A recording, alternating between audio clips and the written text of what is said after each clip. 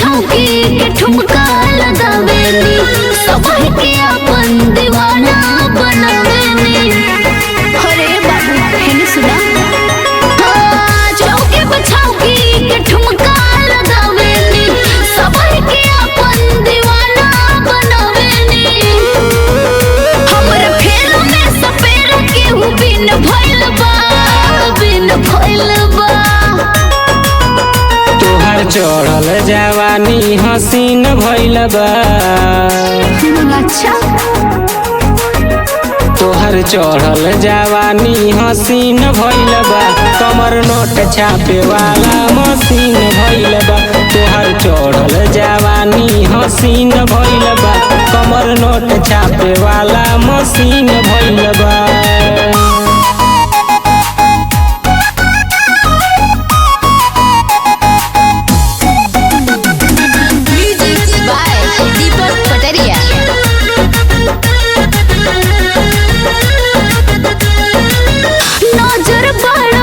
चीज पे गड़बले झूमिल बड़ा का पौआ चढ़वले। आओ महीने बताई का पगलाई बड़ा हो। साँझ से भोर होला असरे में बानी, सौदाई देख के डरार के ना फानी। कब से जागल बड़ा आँख झीन झीन भइल बा, झीन भइल बा। तोहर चढ़ल जवानी हसीन भइल बा।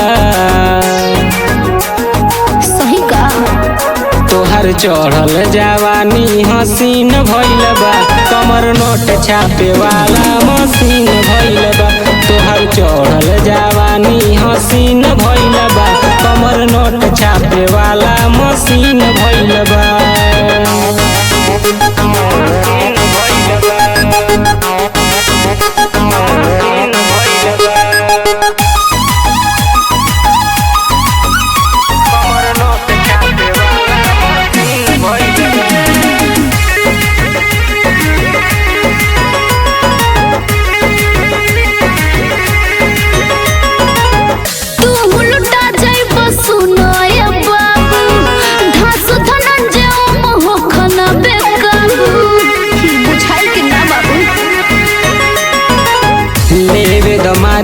कवरिया में चाप के तोहरा ला बेच दे हम अपना आप के।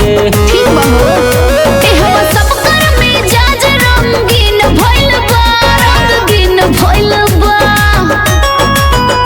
तोहर चढ़ल जवानी हसीन भइल बा।